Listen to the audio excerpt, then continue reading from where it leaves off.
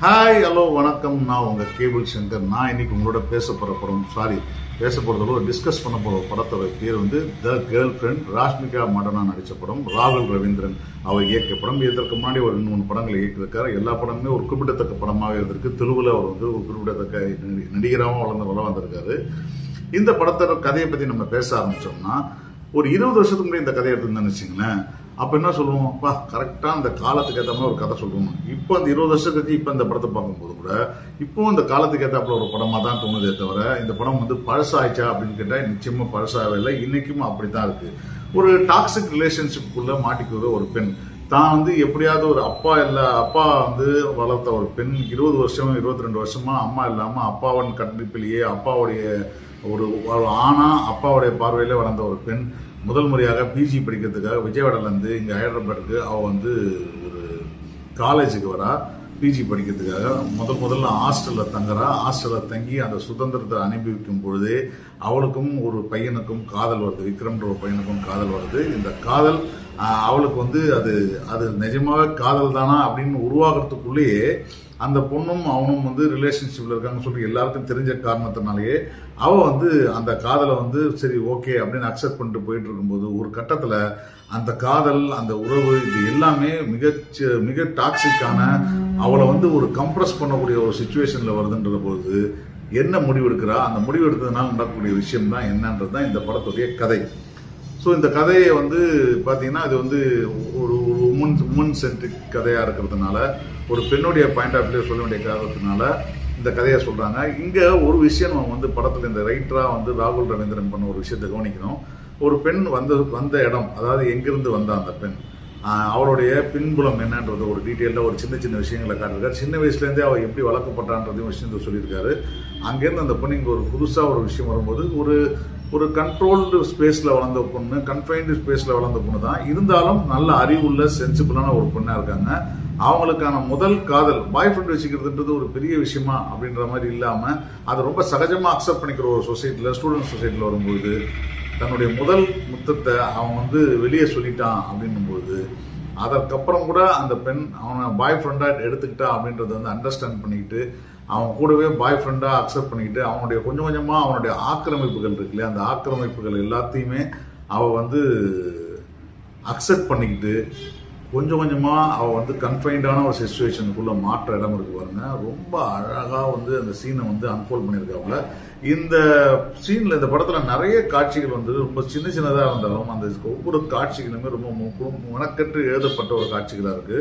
குறிப்பாக பார்த்தீங்கன்னா அவளுடைய காதல் உருவாகிற இடம், அந்த காதல் தானான்னு தெரியறதுக்கு முன்னாடியே வந்து அது அப்படியே கொஞ்சம் கொஞ்சமாக அந்த பையன் வந்து ஆக்கிரமிக்கிற இடம், அந்த ஆக்கிரமிச்சதுக்கு அப்புறம் அவன் காட்டுறதெல்லாம் அன்பு அப்படின்றது ஏற்றுக்க வேண்டிய கட்டாயத்தில் வளர்ந்த ஒரு பெண். ஏன்னா அவன் வந்து பிறந்ததுல இருந்து சின்ன வயசுல அம்மா இழந்ததுக்கு அப்புறம் பார்த்தீங்கன்னா அந்த பொண்ணு வந்து அப்பாவுடைய கண்டிப்புல அன்பு காட்டினா ரொம்ப செல்லம் குத்துறோம்னு நினைக்கக்கூடிய ஒரு இடத்துல இருந்து வளர்ந்த ஒரு ஆணின் பார்வையில் வளர்ந்த ஒரு பெண். அதுக்கு ஒரு ரொம்ப அற்புதமா ஒரு சீன் வச்சிருக்காப்புல. அந்த சீன் ரொம்ப நல்லா இருந்துச்சு. அந்த படம் பார்த்தா நான் ஸ்பாய்லர் ஆயிடப்ப நான் சொன்னா அந்த காட்சி. அதற்கப்புறம் பார்த்தீங்கன்னா அந்த பெண் கொஞ்சம் கொஞ்சமா தனக்கு உடம்பு சரியில்லைன்றது போது கூட வந்து தன்னுடைய காதலன் அப்படின்னு நினைக்க அவனை டாமினேட் பண்ற அந்த பையன் நான் பாத்துக்கிறேன் நான் உனக்கு என்ன வேணும்னு சொல்லும்போது கொஞ்சம் கொஞ்சமா அவளுக்கான இண்டிவிஜுவாலிட்டி இழந்துகிட்டே கடைசியில் வந்து பார்த்தீங்கன்னா ஒரு அட்டகாசமான ஒரு காட்சி இந்த படத்தில் இருக்கு. அந்த காட்சி வந்து அவன் வந்து உன்னை வந்து எங்கள் அம்மா கண்ட இன்ட்ரடியூஸ் பண்ணுறேன்னு சொல்லிட்டு கூப்பிட்டு போகிற காட்சி. அங்கே ரோஹிணி ஒரு கேரக்டர் பண்ணியிருக்காங்க.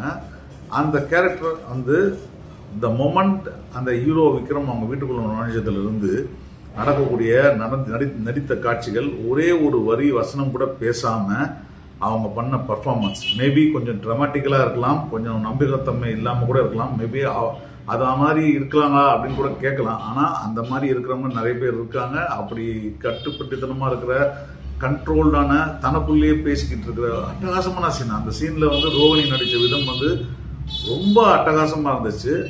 அந்த சீனை வந்து அவங்களையும் ராஷ்மிகாவும் ஒரு கண்ணாடியில் மாற்றி பார்த்துட்டு இருக்கும்போது நம்ம என்ன ஆக போகிறோம், இந்த வீட்டில் வந்து கல்யாணம் பண்ணிட்டு போனால் என்ன ஆக போகிறோம்னு நினைக்கும் போது டிரான்சிஷன் வந்து அப்டிராக்டாக அந்த காட்சிகளை காட்சிப்படுத்தின விதம் வந்து எக்ஸ்ட்ரானரியாக இருந்துச்சு.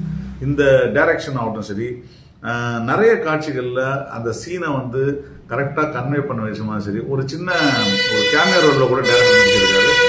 அந்த கேரக்டர் வந்து ரொம்ப முக்கியமான சீன். அந்த கேமியோ ரோல் வந்து ரொம்ப முக்கியமான கேரக்டர். அந்த கேரக்டர் ஆரம்பிக்கும் பொழுதே வந்து ரொம்ப சென்சிபிளாகவும் இருக்காங்க. குறிப்பா அவங்க அப்பா வந்து ஹாஸ்டல்ல வந்து ஒரு பிரச்சனை பண்ணும்பொழுது அந்த பிரச்சனைக்கு அதை டீல் பண்ண விதமும், அதற்கப்புறம் அவங்க பேசிக்கிற விதமும், அந்த ராஷ்மிகாவும் அவரும் பேசிக்கிற விதமும் வந்து வெரி சென்சிபிள். குறிப்பா இந்த மாதிரியான உறவுகள்ல வந்து ஆண் பெண் உறவுகள்ல வந்து நாளைக்கு ஒரு பிரேக்கப்போ ஏதோ நடந்து போச்சுன்னா உன்னை அசிங்கப்படுத்தாம விட மாட்டேன்டி அப்படின்ற ஒரு விஷயம் வந்து எல்லா டாக்ஸிக் மேலுக்கும் நடக்கக்கூடிய விஷயம் அது.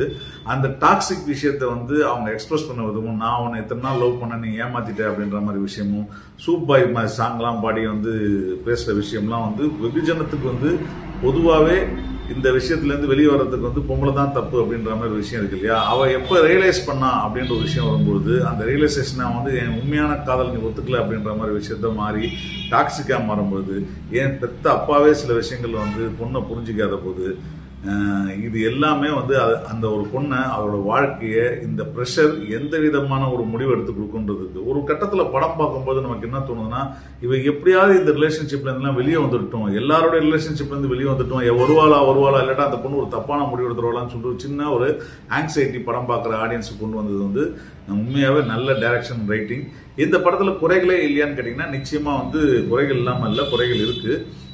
அதை தாண்டி ஒரு நல்ல டீசென்டான கிருஷ்ண வசந்தோடைய ஒரு அட்டகாசமான ஒளிப்பதிவு, நம்ம மியூசிக் வந்து அதே போல வந்து ரொம்ப சூத்திங்கான ஒரு இரிட்டேட்டிங் இல்லாத ஒரு மியூசிக் இந்த படம் ஃபுல்லாவே, ரைட்டிங் அதே போல ஆங்காங்க சின்ன சின்ன வரக்கூடிய வசனங்கள், இது எல்லாமே ரொம்ப அற்புதமா இருக்கு.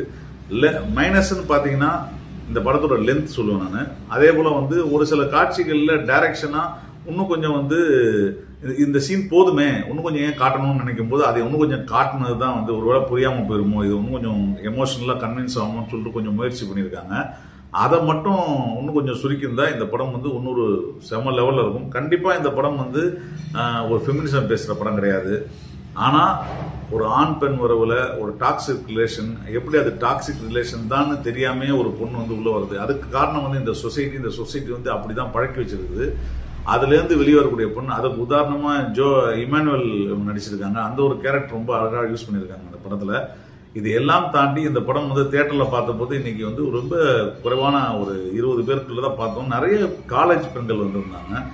வந்த உடனே வந்து ராஷ்மிகா முகத்தை காட்டும் பொழுதே வந்து விஜய் தேவரகுண்டான்னு கத்தனை கூட வந்த பாய் ஃப்ரெண்ட்ஸ் வந்து தெரிஞ்சோ தெரியாம கூட வந்த பெண்கள் வந்து குமார் அப்படின்னு சொன்னாங்க. அதுக்கப்புறம் இந்த படம் முடிச்சுட்டு போகும்போது யாருமே வந்து எங்க கமெண்ட் பண்ணல, எதுவுமே பேசல. இந்த பெண்கள் கொஞ்சம் கொஞ்சமா வந்து அவங்க பேசிட்டு இருந்தது, என்னடி பண்ணுவோம் அப்படின்ற மாதிரி யோசிக்க வச்சாங்க. பார்த்தீங்களா, இங்கதான் அந்த இயக்குனரோட சக்சஸ். அந்த பெண்கள் அவங்களோட வாழ்க்கையில எதிர்காலத்தில் இருக்கக்கூடிய முடிவுகள் இருக்கு இல்லையா, அது வந்து இந்த படத்துக்கு ஒரு பெரிய பிளஸ். இந்த படம் தியேட்டர்ல பாருங்க, நிச்சயமா உங்களுக்கு பிடிக்கும். எனக்கு ரொம்ப பிடிச்சது இந்த படம். இதோட குறைகள்லாம் தாண்டி நிச்சயமா இந்த படம் தியேட்டர்ல பார்க்க வேண்டிய படம். இல்லட்டா நெட்ஃபிளிக்ஸ்ல வரப்போகுது, அங்கே பார்த்தாதே யாராவது பாராட்டுங்க. All the best to the ராகுல் டீம். நன்றி.